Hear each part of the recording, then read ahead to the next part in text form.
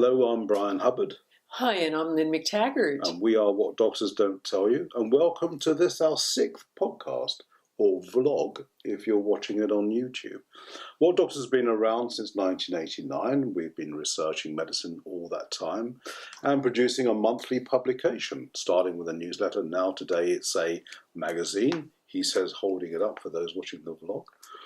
And so we've got plenty to talk about with health. We've got plenty of insights and ideas that could help you navigate your way through the health news. So without further ado, let's go to the top story of the day.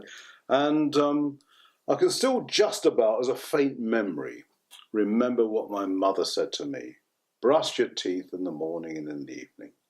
The trouble is, a new research program's just come out and said that, yeah, brush your teeth, but don't use toothpaste. All these commercially available toothpaste brands that promise to reduce sensitivity or reduce your risk of decay don't work.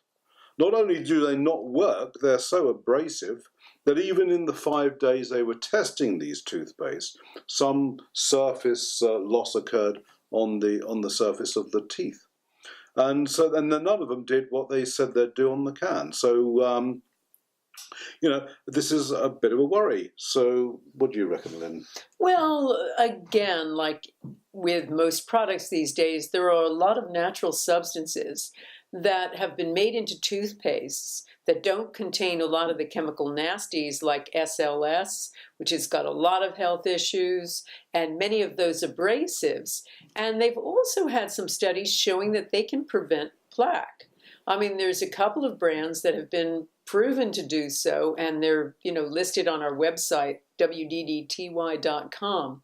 So you can use lots of other things.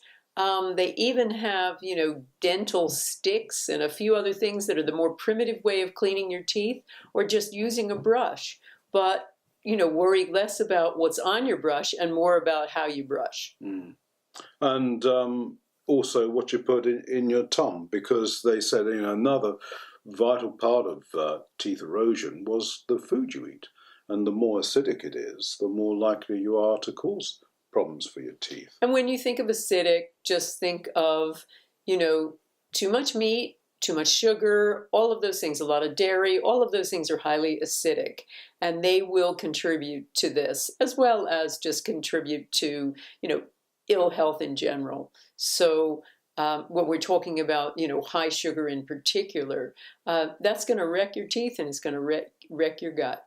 Mm. And I think that's so important these days with increasing awareness of gum disease and the role that it plays in many chronic conditions around the body, especially those relating to inflammatory processes. So that would include heart disease, diabetes, and some of the cancers. Well, a really interesting factoid that I discovered from one of our panel members, Dr. Sarah Myhill, has to do with gum plaque and gum disease.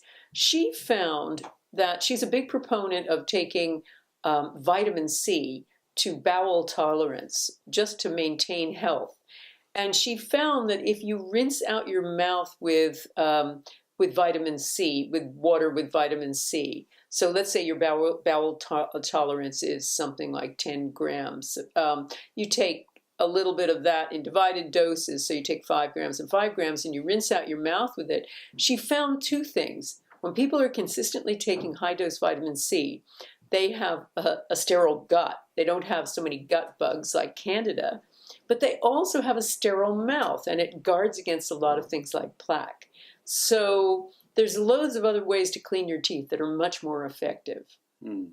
So brush away, but don't use one of the commercially big brands. It doesn't mean it doesn't apply to all toothpaste out there, but certainly the big names, which I think we could all name right now, which we won't. Yeah, have a good diet and check out high-dose vitamin C.